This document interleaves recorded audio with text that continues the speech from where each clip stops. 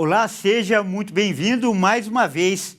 É muito bom estar em sua companhia. Eu sou o Kleber Werneck e a partir de agora você acompanha comigo as notícias do Brasil e do mundo neste plantão de sábado. E aqui você vai poder também contar com a participação de especialistas que vão comentar, os assuntos, os temas que são destaque no noticiário. Vamos lá então? E olha só, nós vamos começar falando de economia e, aliás, com uma novidade. O Banco Central está desenvolvendo um novo sistema que vai permitir o parcelamento de compras pelo Pix e vai se chamar Pix Garantido. O serviço, olha só, ele vai poder substituir o cartão de crédito. Acompanhe. O Pix parcelado ou garantido é uma alternativa para quem quer fugir do parcelamento do cartão de crédito. O Banco Central ainda não deu mais detalhes sobre a opção, nem informou se haverá cobrança de juros nessa modalidade. Além disso, será necessário ter o dinheiro disponível em conta para usar esse tipo de Pix. Algumas instituições financeiras se anteciparam e já oferecem a alternativa. O objetivo é que esta opção complemente as atuais formas de pagamento com maior comodidade ao usuário. Apesar de ainda não ter sido lançada pelo Banco Central, nada impede que os bancos, desde já, ofertem crédito e a possibilidade de pagamento em parcelas com Pix aos seus clientes. Enquanto trabalha nas regras para o Pix garantido, o Banco Central se prepara para lançar em outubro deste ano duas novas modalidades, o Pix automático e o Pix agendado recorrente. Por serem modalidades que permitirão o agendamento de débitos nas contas dos clientes, se assemelham ao Pix parcelado. Pela regulamentação do Pix automático e agendado, no caso de não haver recursos na conta de quem deve fazer os pagamentos no dia do vencimento, serão enviadas notificações aos clientes e novas tentativas serão feitas nos dias seguintes. O Pix automático poderá ser usado, por exemplo, para pagar contas de água e luz, escolas, academias, condomínios, parcelamento de empréstimos, entre outras opções. Esse tipo de pagamento já pode ser feito através do débito automático, mas na avaliação do Banco Central, o Pix automático terá a capacidade de alcançar mais pessoas. Olha, eu mudo de assunto agora para falar que a Força Tarefa, que atua no Pantanal, já identificou áreas onde os incêndios podem ter começado. E olha só, até agora, o fogo já consumiu quase 700 mil hectares. A Força Tarefa, que atua no Pantanal, identificou áreas onde os incêndios podem ter começado. O combate às queimadas não para, mas o fogo também não. Já são quase 700 mil hectares queimados neste ano no Pantanal, o que representa quase 5% de todo o bioma. 82 agentes da Força Nacional estão atuando no combate ao fogo. Eles já contam com um avião da Força Aérea Brasileira, equipado com sistema de combate a incêndio. A aeronave tem capacidade para carregar quase 12 mil litros de água. É a primeira vez que a FAB usa essa aeronave nesse tipo de operação. Em uma sala na Base Naval da Marinha, em Ladário, começou a funcionar um gabinete de crise da Polícia Federal para investigar de onde surge o fogo que destrói o bioma. Para isso, usa imagens de satélite.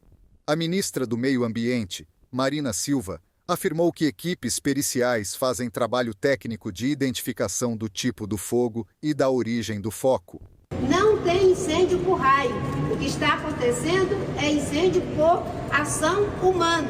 Portanto, está na mão das pessoas, na mão de cada um, evitar que isso possa continuar se alastrando. E, obviamente, que é um trabalho que precisa ser feito. Mais de 80%, 85% dos incêndios estão dentro de propriedades. Olha, e o Pantanal do Mato Grosso do Sul, que está há pelo menos 90 dias em chamas, como a gente acabou de ver, pode enfrentar ainda um outro problema, mais uma crise, a escassez hídrica. Com a estiagem prolongada na bacia hidrográfica do Rio Paraguai, o nível das águas tem ficado muito abaixo do ideal e compromete o abastecimento dos municípios. Acompanhe. Os longos períodos de estiagem que têm atingido o centro-oeste do país pode levar Mato Grosso do Sul a passar por uma escassez hídrica, especialmente na região pantaneira, que é a mais afetada do estado. A falta de chuvas, sem volume significativo há mais de 2 meses, e o baixo nível dos rios têm comprometido o abastecimento de água nos municípios. Preocupada com a situação atual dos mananciais que abastecem o sistema de distribuição de água potável para o consumo, a diretoria da Sanesul, empresa de saneamento de Mato Grosso do Sul, voltou a alertar as autoridades públicas e a população sobre a necessidade de adotar medidas urgentes diante dessa crise hídrica no estado e aconselha o uso consciente da água. Na região pantaneira, a nossa maior preocupação é com Ladário, Corumbá, Miranda, Anastácio e Aquidauana, que são cidades que dependem, cuja fonte da Sanesul são os rios. A região pantaneira é uma região de planície, onde a água do rio Paraguai ela vem do Planalto. Ela se origina ali próximo a Cuiabá, Cáceres, né? Então é uma água que desce, né? E a água de lá não dá poço, né? Os poços não têm produção. E, além disso, a água não tem qualidade. Dizemos à população que o que ela precisa é dar a sua contrapartida, também colaborar no sentido de usar a água de forma racional. O nível de água do rio Paraguai atingiu já em abril deste ano o pior valor histórico, observado em algumas estações de monitoramento ao longo da calha principal. Esse cenário é relevante porque a bacia dele ocupa 4,3% do território brasileiro, abrangendo parte do Mato Grosso e Mato Grosso do Sul, incluindo o Pantanal, a maior área alagável do planeta. O rio Paraguai é a nossa grande preocupação. Embora a gente tenha, por exemplo, o rio Taquarussu, lá em Anastácio, que é a nossa fonte, onde também está numa situação pior do que o rio Paraguai. A situação do Pantanal também é mais grave, porque não há possibilidade de uso de poços da empresa de saneamento para compensar o baixo nível dos rios, como em outras localidades. Em Dourados, por exemplo, que é a segunda maior cidade do estado em população, a situação está controlada, mesmo com o Rio Dourados, responsável pelo abastecimento de 45% do município, atingindo 1,5 metro abaixo do esperado para essa época do ano. Dourados, diferente da região pantaneira, nós temos plano de contingência. Como o Rio Dourado representa 45%, os poços que nós possuímos em Dourados representam 55%. E nós temos como fazer manobra, nós temos plano de contingência. Se chegarmos ao nível crítico, a gente trabalha mais com os poços. Nós temos poços desligados que podemos ativar. A estiagem ainda favorece a ocorrência de incêndios florestais do Pantanal. O bioma está queimando há pelo menos 90 dias. 660 mil hectares já foram devastados e uma operação montada continua com ações de combate aos focos de incêndio na região. O Mato Grosso do Sul já há praticamente 90 dias está em ação permanente com as nossas forças de segurança pública, Corpo de Bombeiro Militar, Polícia Militar, Defesa Civil, atuando nas queimadas, e desde janeiro nós estamos no planejamento dessas ações. Então, nós temos salvamento e resgate dos animais, nós temos pessoas sob risco, né, salvamento de pessoas também. A Defesa Civil atenta a qualquer prejuízo que haja dos mais vulneráveis, enfim, toda sorte de problemas que derivam da situação de queimada. A situação, que já é crítica, pode se agravar. Conforme uma nota técnica do Laboratório de Aplicações de Satélites Ambientais da Universidade Federal do Rio de Janeiro, a temperatura do ar próximo à superfície está prevista para ultrapassar 2 graus acima da média, e há uma probabilidade de 60% a 70% de que as chuvas permaneçam abaixo da média histórica. E olha só, uma notícia quente agora: a Polícia Federal e a Interpol estão em uma operação para tentar encontrar a ex-diretora da Lojas Americanas, Ana Cristina Ramos Saicali. Fontes envolvidas na operação conseguiram confirmar que ela está em Portugal e que não tem cidadania, ou melhor, não tem nacionalidade portuguesa. A operação especial da Polícia Portuguesa conta com apoio da Polícia Federal e da Interpol para tentar capturar Ana Cristina Ramos Saicali. A preocupação é que a ex-diretora das Lojas Americanas possa atravessar de carro a fronteira com a Espanha. A polícia espanhola também já foi alertada e foi solicitada uma atenção especial na região de fronteira entre os dois países. Nesta sexta-feira, O ex-CEO da rede de lojas Miguel Gutierrez foi preso em Madrid, na Espanha, uma operação que contou com cooperação internacional entre PF e Interpol. Há a possibilidade de o executivo, acusado de realizar fraudes contábeis de cerca de 25 bilhões de reais, ser extraditado ao Brasil ou de cumprir pena na Espanha, pois ele tem cidadania espanhola. As ações fazem parte da Operação Disclosure contra as fraudes contábeis nas lojas americanas.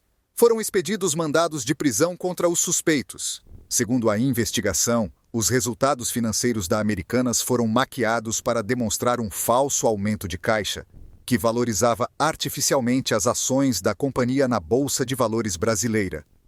Essas manipulações geravam bônus milionários por desempenho e lucros ao vender as ações infladas no mercado financeiro.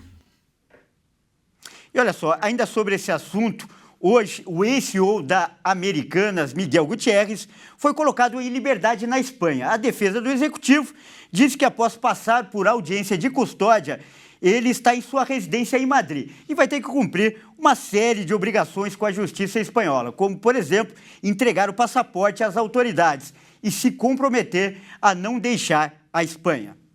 Olha só, para falar mais sobre esse assunto que hoje está em destaque aí nos noticiários, nós vamos conversar agora com um especialista. Olha só, está aqui em nosso estúdio o doutor Frederico Afonso, ele que é especialista em direitos humanos. Boa tarde, doutor. Mais uma vez, seja muito bem-vindo. É um grande prazer, como sempre, recebê-lo aqui. Kleber, boa tarde a todos. Tema quente. Tema quente. Tema quente. E olha só, doutor, eu começo perguntando aí.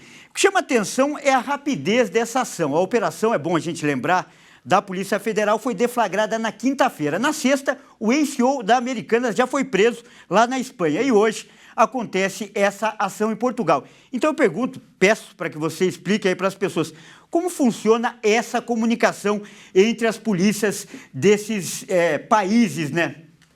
Bom, Kleber, vamos entender então o funcionamento de 4 polícias. A polícia portuguesa, a polícia espanhola, a polícia federal brasileira e a própria Interpol. Então há uma comunicação, principalmente no caso, já falo dela, da CEO da ANA, porque ela está na difusão vermelha, que é a difusão mais procurada pela Interpol. Agora, no caso do Miguel, é interessante a comunicação e a rapidez. Foi preso em Madrid, ele tem então dupla nacionalidade e a Espanha, assim como o Brasil, não extradita o seu nacional. Então, por exemplo, no Brasil não extradita, não tem cabimento, a Constituição proíbe de você fazer a extradição do brasileiro nato, não há hipótese alguma, e o naturalizado apenas se ele perder a condição. E na Espanha a mesma coisa. Então o Miguel, se ele optar, ele vai ser julgado, preso e cumprir a sua pena lá na Espanha. Agora, a ANA, ela não tem a questão da múltipla ou dupla nacionalidade. A polícia portuguesa está numa operação e ela pode ser presa, e aí o Brasil pode formalizar o pedido de extradição dela e dele também para os 2 países europeus.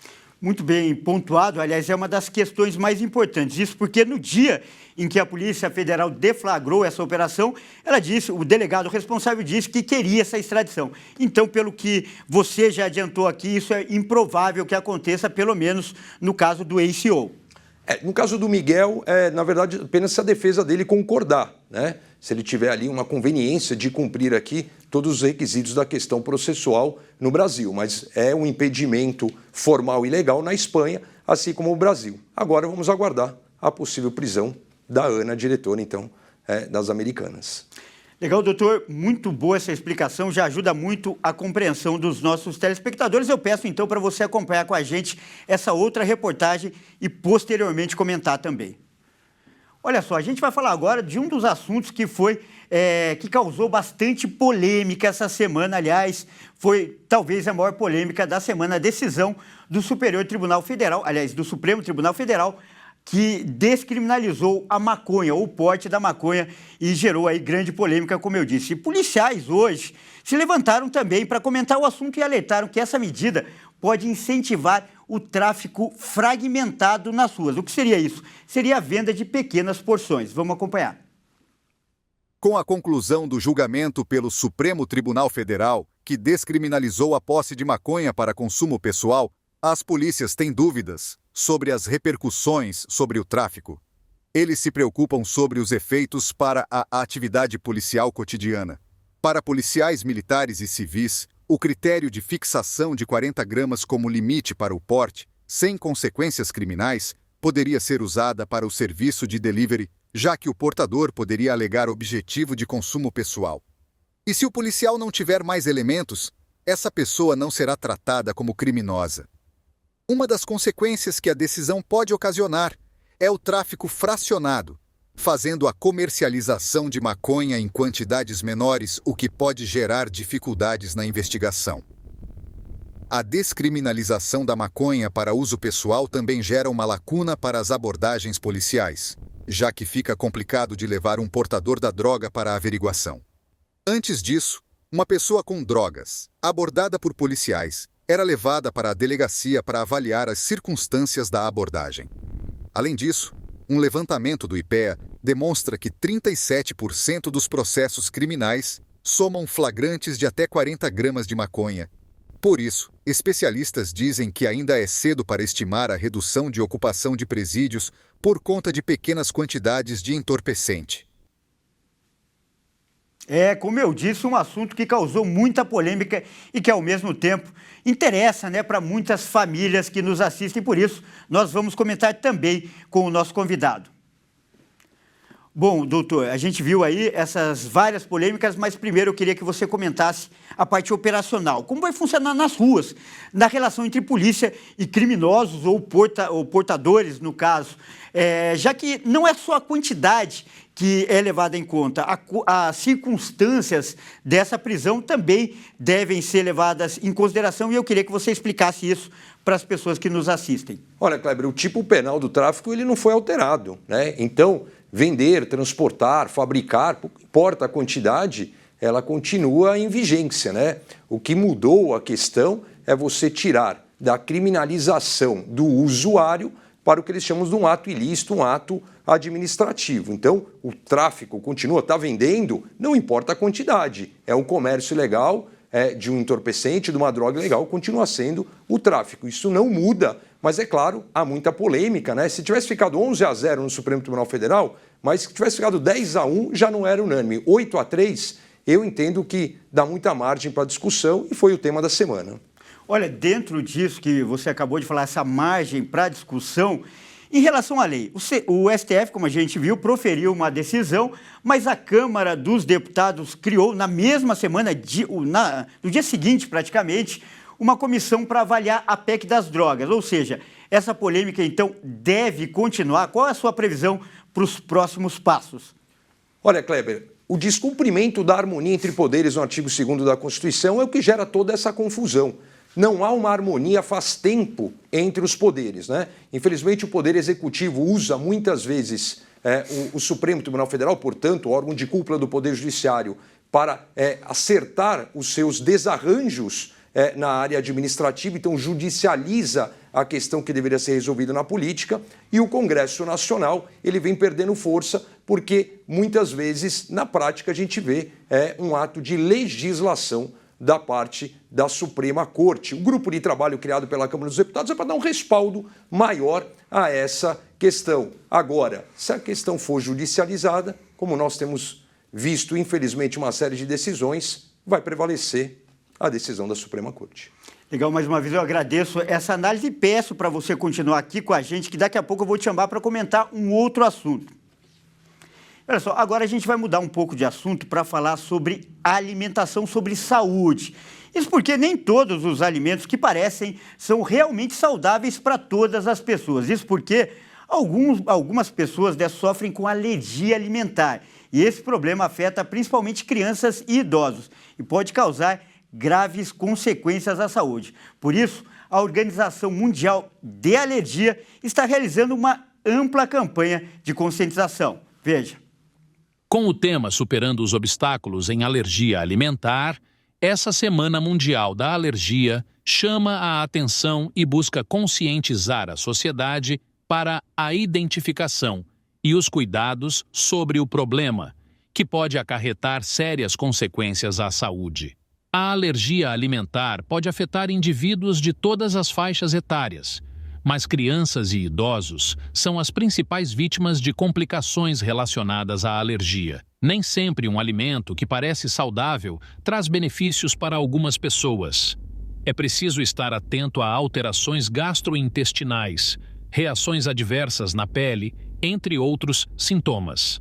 A alergia alimentar não é a mesma coisa que intolerância alimentar. Os sintomas até podem ser parecidos, mas a intolerância é uma deficiência enzimática do trato gastrointestinal que a pessoa ou tem ou adquire secundariamente a outros tipos de doença, como a desnutrição e diarreias crônicas.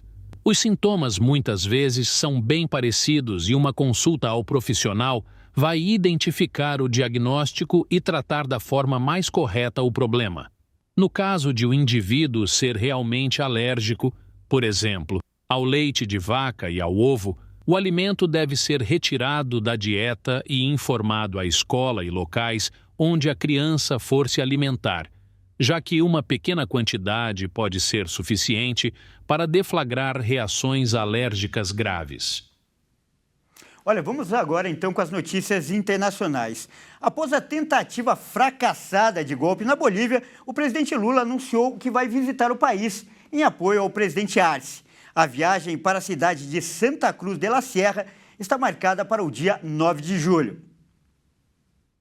Em meio à crise política na Bolívia, o presidente Luiz Inácio Lula da Silva afirmou ser contra o golpe e a favor da democracia.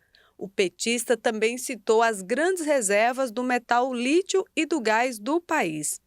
O encontro entre os dois líderes deverá focar em questões comerciais e projetos de integração entre os países vizinhos.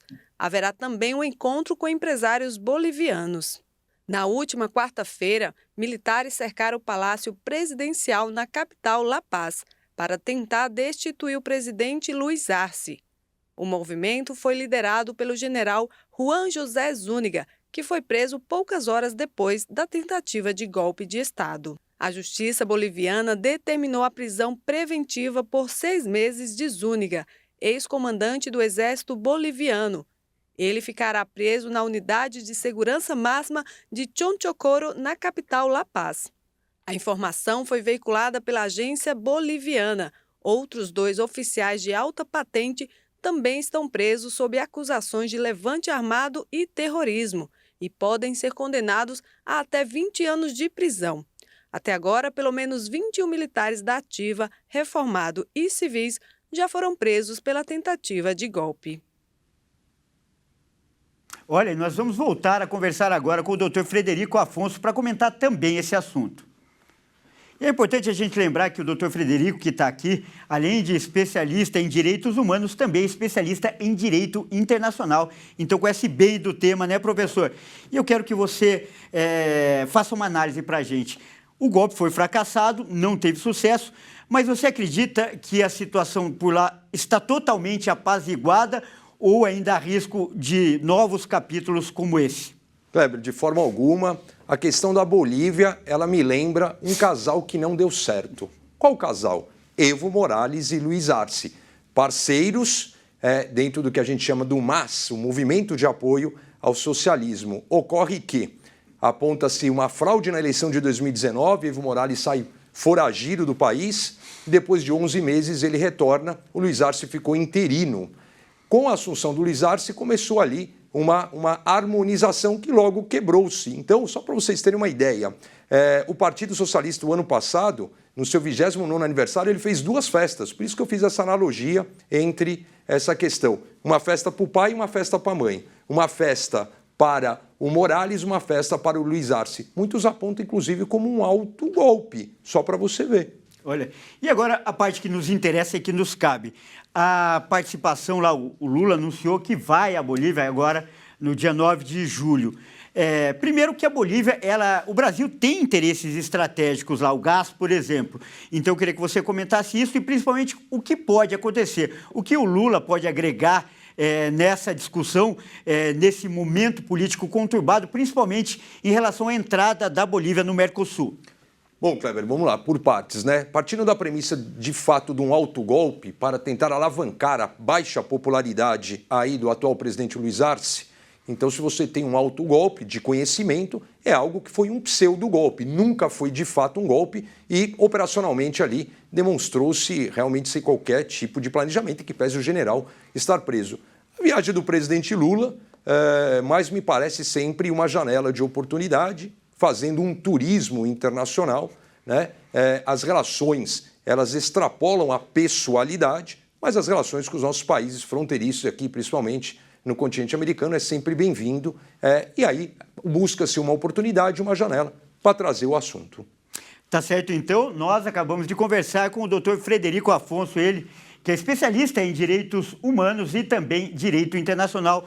Sempre é um prazer recebê-lo aqui. Eu sempre digo, é mais que uma entrevista, é uma verdadeira aula para os nossos telespectadores. Muito obrigado mais uma vez, professor. Kleber, obrigado. Bom sábado, bom jornal. Grande abraço. Olha só, eu mudo de assunto agora para falar que parece que o Vini Júnior está cada vez mais perto, né, da tão sonhada bola de ouro. Ontem o atacante brasileiro deu mais um passo importante com uma grande exibição pela seleção brasileira contra o Paraguai. Pela Copa América foi esse jogo. E ele foi o grande nome da partida, com 2 gols e muitos lances de efeito. Vamos conferir. A seleção brasileira entrou em campo com muita desconfiança. Isso por conta do resultado ruim que teve contra a frágil Costa Rica. Mas principalmente pelo mau desempenho que a Canarinho tem apresentado nos últimos jogos. A expectativa é que os campeões da Champions League com Real Madrid, Vinícius Júnior e Rodrigo assumissem o protagonismo com a contusão do atacante Neymar. Mas isso não vinha acontecendo, até o jogo de ontem, que se mostrou com potencial para ser uma virada de chave na confiança da seleção brasileira. O time todo fez um bom jogo, mas o grande destaque ficou para o candidato a melhor do mundo, Vini Júnior. Com certeza essa foi a melhor atuação da sua carreira com a amarelinha. O atacante causou muita dificuldade aos paraguaios e foi o autor do primeiro e do terceiro gol. Além do Vini, Paquetá e Savinho completaram o placar. E olha só, agora nós vamos dar umas dicas, né? Uma dica de lazer para você que nos assiste. Isso porque acontece em São Paulo a Feira do Livro. E o nosso repórter, o Fernando Jesus, está lá e vai contar agora mais detalhes aí desse evento muito legal, aliás. Olá, Fernando, boa tarde, seja muito bem-vindo aí. Conta pra gente aí mais sobre essa Feira do Livro, por favor. Boa tarde, Kleber. Boa tarde a todos que nos assistem. Eu estou aqui na Feira do Livro, na Praça Charles Miller, em frente ao estádio do Pacaembu. Bom, e o evento acontece aqui em São Paulo desde 2022 e essa edição promete ser uma das maiores. O evento vai trazer mais de 150 autores, livrarias e editoras. E diferente das edições passadas, que tinham 5 dias de duração, dessa vez teremos 9. E, além disso, teremos palestras aqui na própria praça e também lá no auditório Armando Nogueira, onde fica o Museu do Futebol. E daqui a pouquinho, às 14 horas, teremos uma palestra com o ex-ministro da Fazenda, Rubens Recupero. E além dessas palestras, Kleber, temos também algumas mesas que trazem discussões de temas, como os 60 anos de golpe militar do Brasil e também da escravidão nas Américas. E além de tudo isso, temos também uma edição especial para o povo gaúcho.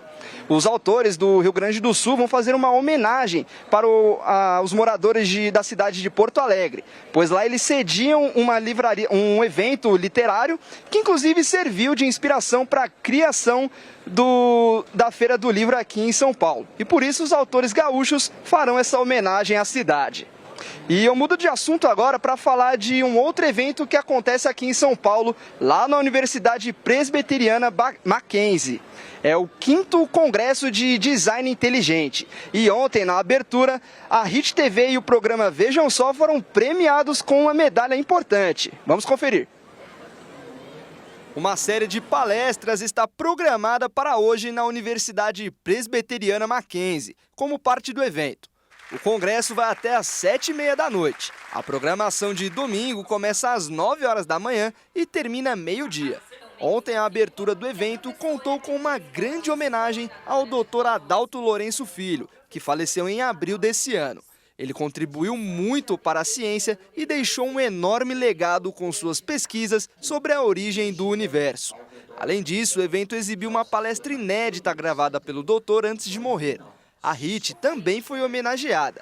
A emissora e o programa Vejam Só foram reconhecidos pelo espaço e a divulgação do trabalho do professor Adalto.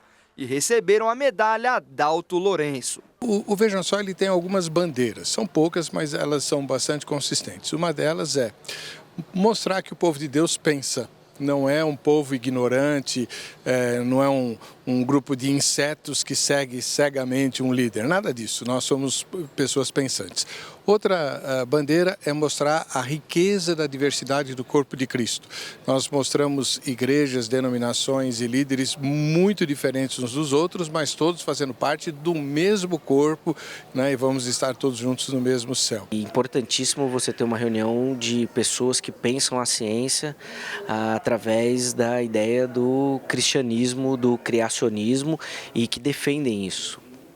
Muita gente que nos assiste talvez vai pensar que nós estamos falando de algo que não passa pelo campo científico. E isso que talvez seja o grande destaque de um evento como esse. São cientistas, muitos deles renomados, reconhecidos nacional e internacionalmente, defendendo as suas teses, as suas ideias, as suas pesquisas, os seus dados, e que todos eles mostram e comprovam que as Escrituras, que a Bíblia estava correta.